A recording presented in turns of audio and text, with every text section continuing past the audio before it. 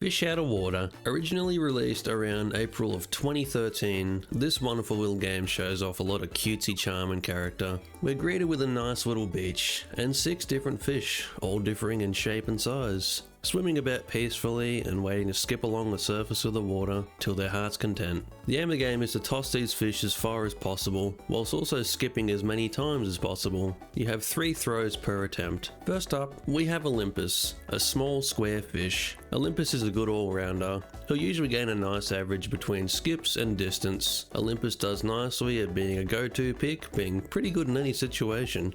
Next, there's Micro. A small whale, Micro exceeds at bouncing high and hard, firmly slapping off of the water's surface, travelling higher with each skip until he runs out of steam. Micro is good at distance, also vertically, useful for any missions that require being at a certain height for long enough. Micro has a lot of vertical resistance and can easily dive straight over the water rather than splashing straight into it. Rocket is our next fishy friend. Being a bright red, triangular shaped fish, Rocket does as his name suggests, flying fairly quickly for a brief period. Rocket is the opposite of Micro. If you toss Rocket as a high angle rather than bouncing really high up, instead he will plummet straight into the water from his aerodynamic form. That said, Rocket exceeds at gaining skips, sticking to the water's surface like butter on a fry pan. He skids across the water with ease. Finlay dives into action.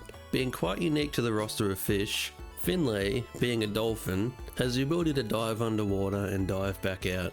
As he enters the water, then exit, it counts as 2 skips on the water. When submerged, Finlay loses some speed, and as he dives from the water, he gains height, gradually losing speed and height as he goes. Finlay is good at distance and can be alright with skips. If you throw Finlay high enough, he'll end up touching the sea floor. This can drastically reduce his speed. Errol bounces past. Being a pufferfish, Errol puffs up, ballooning and becoming buoyant. In doing so, he effortlessly bounds along the water's surface. Errol is overall alright. His distance can vary, but usually he will skip a lot before running out of steam. Given his shape, he can bounce really high, sharing similarity to Micro with having some vertical resistance. Finally, we have the brothers. At first, they appear as only one fish, but after the first skip along the water, the small grey fish splits into 4.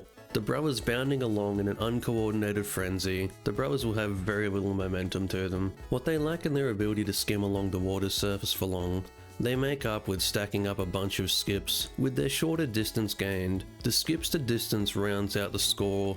Each fish can extend their throw by being boosted. The boost meter is at the top of the screen. At the start of an attempt, the boost meter is full. This boost is shared between whichever 3 fish you use for the attempt. Boosting will give the fish a small speed buff. The speed buff is increased depending on how long the screen is held for. Also, the screen will shake the more the boost is held for. The only way to refill the boost is to pick up one of these small yellow orbs, called boosties. Boosties are randomly placed throughout the world, being randomly generated each attempt. Boosties have a small area of attraction. Being nearby one will automatically pick it up, but you have to be pretty close. One boosty pickup will refill the meter by about 10%, give or take. With these fishy companions, there's some outfits they can have. Each fish has 2 unique outfits, each giving a neat little buff, or can change how the fish works altogether. Here's some for example. Aviator Micro. Aviator Micro has the ability to fly in a straight line when boosting. With this outfit you can get some insane distances. As a whole, the Aviator Micro will go slightly up when boosting rather than a straight line. Rocket Crash Helmet. The crash helmet on Rocket gives Rocket the ability to live up to his name. The helmet he wears weighs him down, making this lightweight fish heavy and incredibly fast. Trading his ability of skipping an incredible amount, Rocket will be able to travel long distances even without the boost being used. Afro Olympus. Afro Olympus gains the ability of reduced gravity. Olympus will fly at a slower rate, as if on another planet altogether. The blocky fish will soar with his stylish afro. With the reduced gravity, Olympus will skip a lot more than he usually does, depending on the weather. He can skip a lot more than he should otherwise. Brothers and fins. With this outfit, the brothers gain the ability to bounce a lot more than usual, being a few more skips than they would otherwise. Their heavy little helmets give the small fish a much needed buff.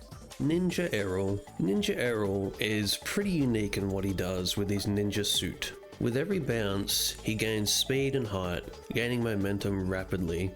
It's quite unique actually. However, usually his attempt is ended by gaining too much height and plummeting straight into the water.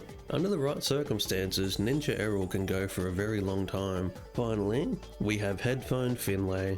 With his groovy headphones on, Finlay will spend much less time in the water than usual, diving out of the water mere moments after he entered it. This means that Finlay can gain more height and momentum earlier on, with slowing down less in the water, being a funky side grade to his usual movements.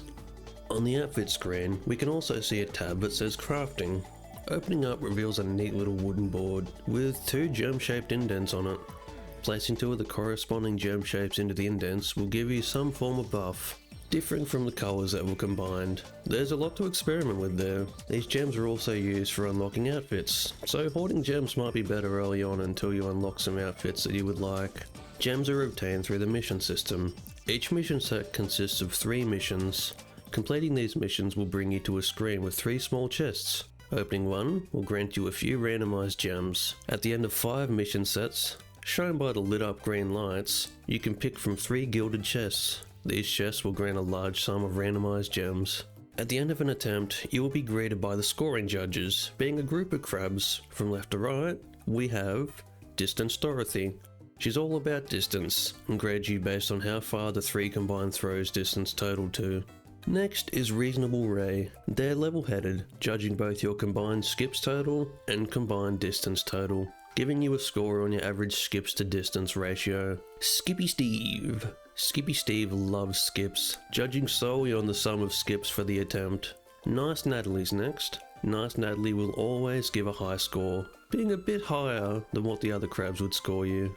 Finally, Hard to Please Hardwood. Critical of absolutely everything, even the other crabs, Hardwood is similar to Reasonable Ray, but will have a harsher grading system based on your total combined skips and distance. He will give a lower score than the other crabs on average, making obtaining a perfect score of 10 harder if you would like to strive for one.